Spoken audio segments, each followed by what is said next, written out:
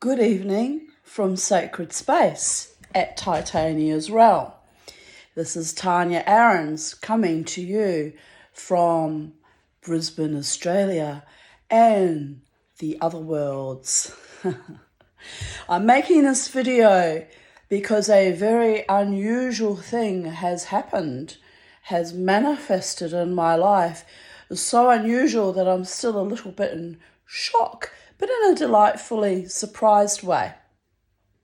So, the Tanya, that is me, who vowed to never go to the markets again after about 27 years of not going to the markets for various PTSD reasons that I won't get into, randomly and unexpectedly and very surprisingly decided just Wednesday, a few days ago, today's Sunday, the 11th of September, 2022.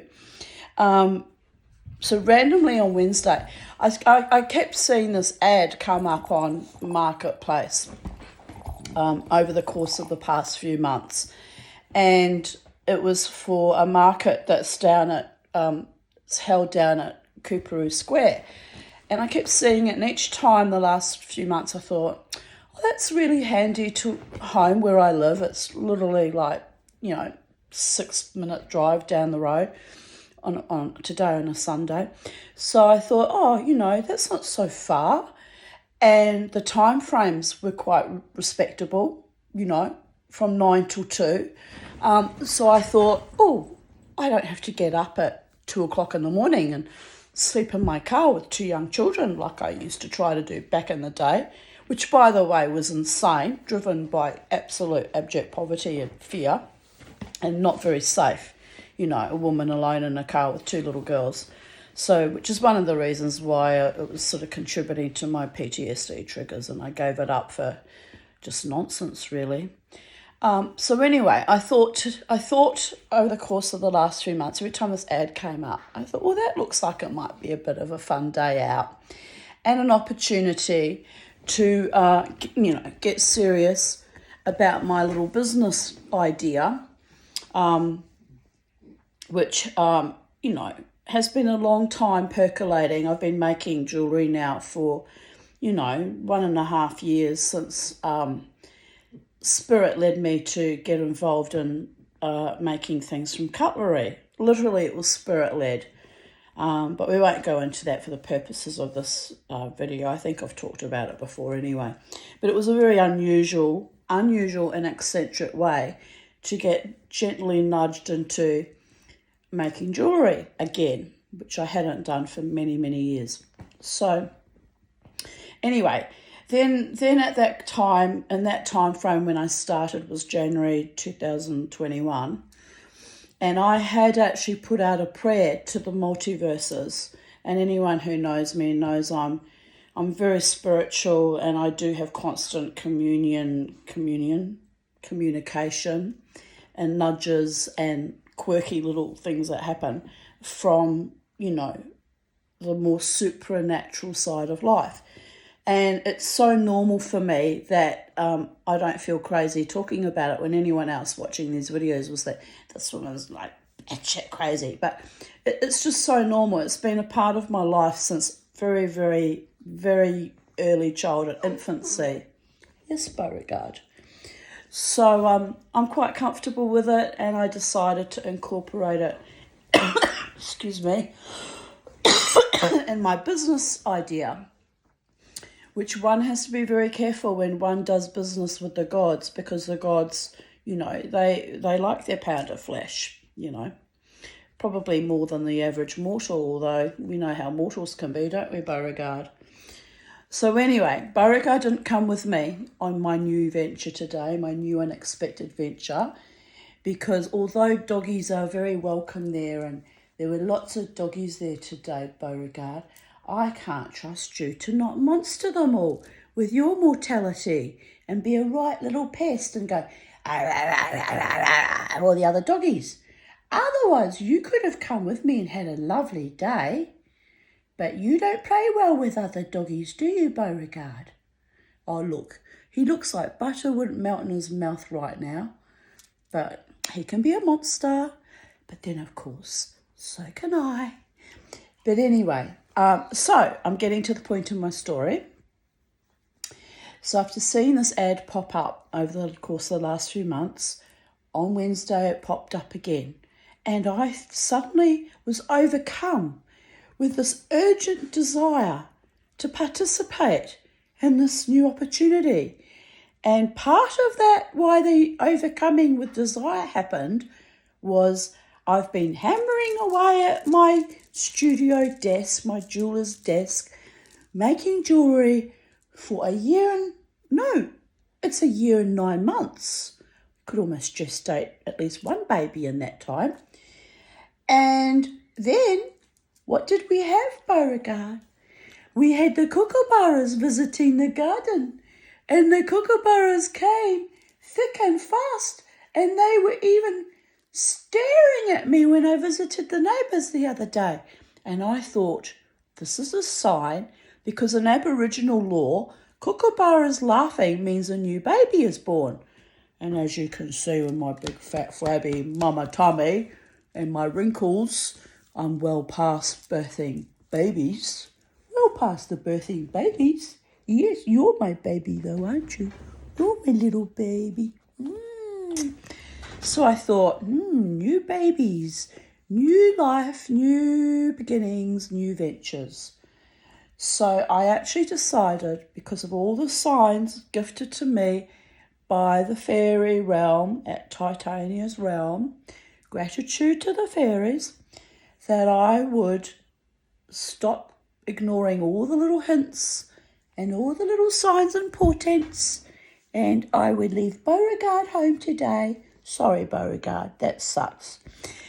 And I decided that I would join a market held at Cooperoo Square today called Plant Lovers Market. And so I actually emailed, the organisers, and they said yes, they had room for me, to join their market. And then I flew into a bit of a panic situation, because this week of all weeks, because I'm literally and figuratively a bit of a starving artist and a writer and a storyteller and a bon vivant. But we had to pick this week when I was the most starvingest of all. Yes, we're cooking up chicken and a pie in the air fryer, because I'm not starving tonight, people. I don't do starvation. That's why I'm a bit chubby, isn't it, Beauregard? But anyway, so I decided that I was going to this market, come hell or high water. But then I flew into panic mode, because you pay up front when you go to a market, which is reasonable. Nobody wants people that say they're going to be there and then don't turn up and you don't know where you are. You've got to be organised. So I paid out of my fundage, and then I had a beautiful earth angel who's been my friend for 34 years now, and she said, I will lend you the money for the market stall, to make sure that I actually went there and got there, because she knows I hesitate and I procrastinate.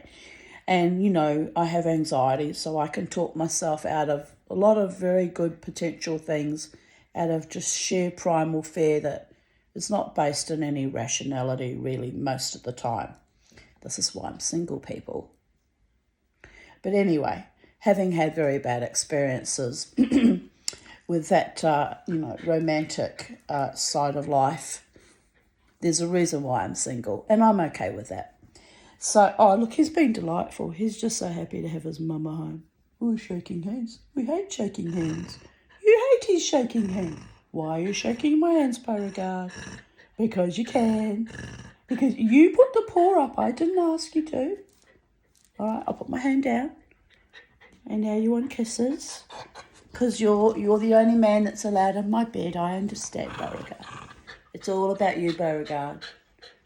If you were a gentleman and didn't want to kill all the other doggies, you could have come with me today. So, yes, the point of my story, I digress by digressing with the Beauregard. Yes, I love you too. I love you too. So, the Tanya Aarons of Titania's realm joined in this morning until 2 o'clock this afternoon. I had the privilege of joining in with the Plant Lovers Market at Cooperoo Square. And we had a lovely day. Well, Mummy had a lovely day. You didn't. You had to stay home with the bird, which sucked big hairy dog balls. But I had a lovely day, and I met lovely people, and I had an outing, and I put all my jewellery and my knitted faeries and all my things, my shop displays and my tarot cards that I use for shop display, everything out on the table. And people were actually quite encouraging and positive and really liked what I had. And I even sold a few items. So I didn't have a busy day. I didn't have an overly successful day financially because it was my first day and it was very quiet.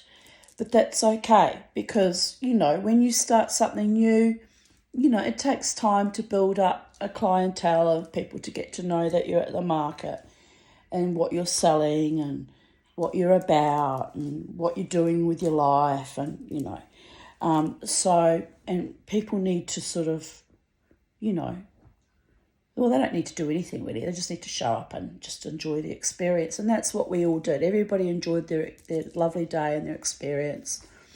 And I feel really positive, because we've come out of this really dark death cult of COVIDity. And it's been awful for everyone. And now I see people blossoming out again, including myself. So highly unusual that I went to the markets today.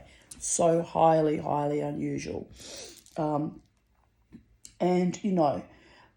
So I went, I got there, it starts at 9, I got there just after 8 because, I was so nervous. I left my phone on charge and I left it beside my bed. I drove all the way to the markets, which fortunately it's only a 6 to 10 minute drive.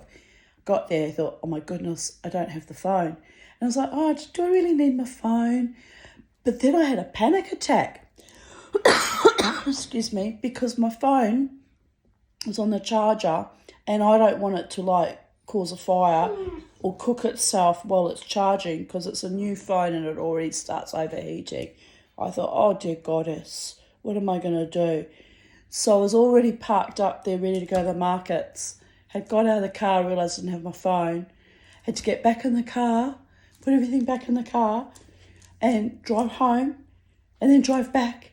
And I thought to myself, now this is the kind of thing that will make me quit, right? I'll just think, oh, this is just too hard. I'm already not coping today. This is just too much. But I thought, no, you're here, you're at Cooperoo Square, and although you're not so square, you are here. So I went back in the car, put everything back in the car, drove home, got my phone. Beauregard was very confused because I just said goodbye, only a few minutes before, and then I was suddenly back and he was like, yay, Billy's back, yay, party time. He was a bit devastated when I was like, nah, just forgot my phone, I'm in a hurry. So that was hard. That was emotionally wrangling for Beauregard. So he had his little panic attack. Anyway, I grabbed my phone, I hop in the car, I drove back to Cooperoo Square, I parked the car where I parked the car, I unload the car, I go down the escalator, down the escalator, cross the road. Who are you? No, you can't have Teddy. The last time you had Teddy, you had a terrible misadventure which cost me a lot of money at the vet, which is the other reason why I decided I have to start making things happen to try and make a bit of extra pocket money because these vets are mercenary. He's very, very good and he speaks in a very French accent and he really likes the Beauregard. But, I can't afford this lifestyle, really. My goodness. It was all because of Teddy and the humpity-dumpity that happens with Teddy, right? That was a crisis. Not this Friday, but last Friday. We had a crisis, Beauregard, to do with your genitalia. So that cannot happen again. No Teddy for you. You've ruined all your own fun. Sorry. So anyway, I digress. So I get in the car, drive back to Cooperoo Square, wrangle everything out of the cart, and I was very impressed because I was worried how I was going to manage getting everything to the market. And I got there and I met lovely Michelle, who very kindly brought me the table and showed me where my spot was. And I unloaded everything and I got everything done. And honestly, I was a nervous wreck. And for what? For nothing. We had a lovely day. It's all, my mind just extrapolates and goes on tangents. And this is a figment of, of who I am, after the life I've led and what have you. So anyway, I had a lovely time. Everything went well. And I enjoyed my day so much. And people were so lovely and kind and sweet. And that I think I will try again next month. So, and I'm not going to talk myself out of it. I just have to make sure I have the rent so I don't have to, borrow money and feel like a universal schmuck, although my friend never looks at it that way. But it would be nice to just be sailing on my own steam for a change, if you know what I mean. Like a steam paddle wheel on smooth sailing. Anyway, it was the very first time. This is a market that's been going for over a year now, but they normally just do it on a Saturday. But today happened to be the first time that they operated on a Sunday, which suited me fine anyway. Like it was perfect timing. 9 till 2 is very lovely, and Sunday once a month is fine by me, because it takes me a fair, few weeks to make up stuff. Like it doesn't happen overnight because I've got to source the silverware and then I've got to transmute the silverware. And so, but anyway, I was really happy and gratified that I had enough stock to put on the lovely table, and the table was a longer table. So I was very thrilled and everything fit perfectly, and it was just a perfect day. Yeah, the only really weird thing that happened towards the end, like about 1 o'clock in the afternoon, an Asian gentleman, I don't know if he was Korean or Vietnamese or what nationality, it doesn't matter what nationality it was, but he happened to be Asian, and he had his little boy who was about 8 or 9, and he was screaming at this child constantly that the child was an idiot and doing everything wrong. And I don't even know if they were supposed to be in the markets, I think they just randomly turned up. And anyway, so the father, the Asian man, had his little boy cutting up lemons, and I'm sort of watching out of curiosity. And I was thinking, it's not actually any of my business, so I'm going to stay out of it. But you know what? Because I'm a mother, and I've always wanted to be a grandmother, but I don't think that's going to happen at this late stage of things. Miracles could happen. But I've always wanted to be a grandmother. But anyway, I went into the divine feminine goddess mode because the father kept yelling at his child about if he wants to learn how to be a businessman, he's got to do it properly, and he's not doing it right, and how will he ever learn? And this poor child was so flummoxed. And of course, the markets at this time of the afternoon were starting to, on the tail end of things. It wasn't busy anyway. And I was sort of thinking about packing up, but it wasn't time to pack up yet. So I'm just sitting back and I'm observing this poor child. And of course, this child, it's normal life for him, right? It's his father. This is how his father treats him. This is going to be his whole life. And the young lass that had the market stall next to me, who was lovely, she said to me, "Are you seeing what's going on?" And I said, "Yes, but I'm reluctant to get involved because it's not my business." I said, "But it's appalling and I'm very triggered." She said, "Oh, why are you triggered, Tanya?" I said, "Well, I had parents like that, that were cruel and sadistic and controlling and manipulative and narcissistic and really downright evil. So I'm watching this poor little boy, and this poor little boy is coping as best as he can, cutting up the lemons, and the father's yelling at him about the sugar. And look, honestly, I just looked at the father was a nice-looking man. I don't know where Mummy was. Maybe it was his access visit, or maybe Mummy was working or somewhere else. I don't know. And so I was trying very hard to mind my own business, right? Literally mind my own business. But I saw this little boy, and he was just so flummoxed But he was like beavering away and trying so hard to please his father with his little lemonade stand. And my heart just, I thought, I can't not say something. I just can't. So I walked over there, and I smiled sweetly at the father, to look non-threatening. Mind you, deep inside me, I wanted to kill the father.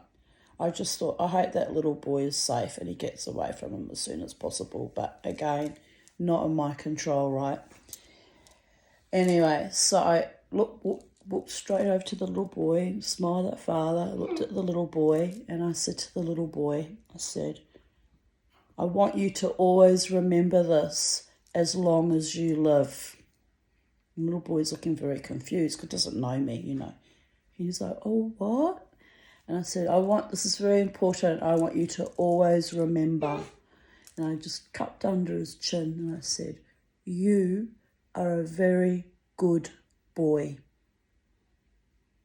And he looked at me and, because he didn't understand what the hell was going on, It was kind of weird of me in a way. It's probably inappropriate of me too, but I was trying to mitigate the emotional abuse that was going on, right? So I said to him, you heard me. I said, you are a very good boy. And he went, oh, thank you. And then I just sat back down at my stall, and I carried on fluffing about, starting to put things away. And the father went quiet for a little while, for about 5 minutes. But then he started up again, and I heard him. He was awful. He was an awful man. You've got friends here at the market. Why don't you go over and ask your friend how much it costs for rent here and how to do things properly, and why don't you do this and why don't you do that? And you know what? I had to tune them out. I had to just completely tune them out. I felt so sorry for that little boy because that's his childhood, stolen from him by a maniac, absolute maniac.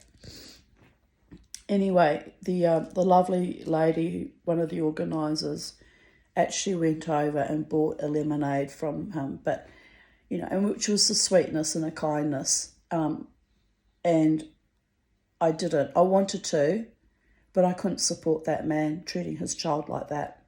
I just couldn't. And of course, the lady who's organising it wouldn't have known. I don't think she wouldn't have witnessed what was going on. So I thought, oh no, that's just too awful. So anyway, that's the only thing that marred my day, was this little episode with the little lemonade boy.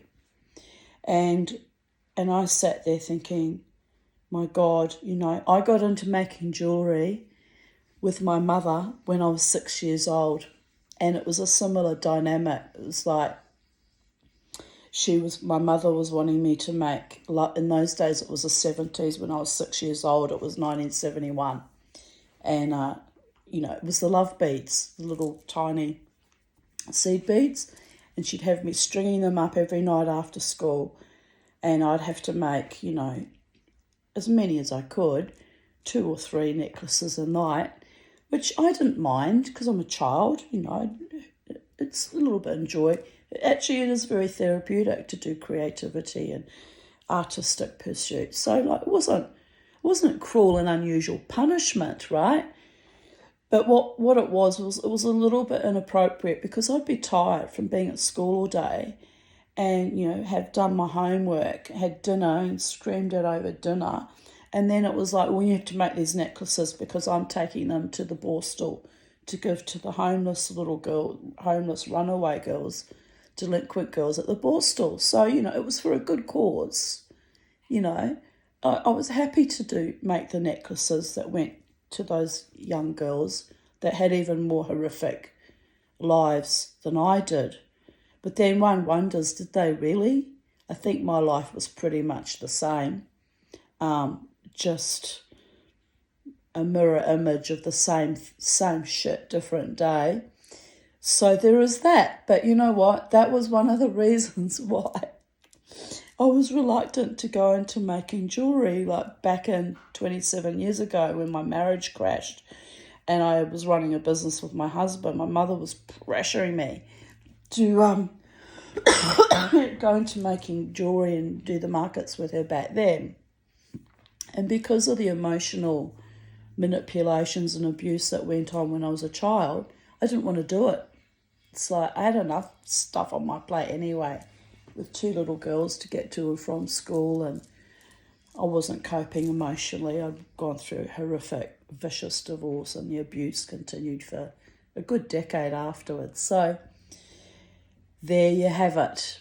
There's my little story, dark and sordid and awful that it was, mirrored with this little, Asian child.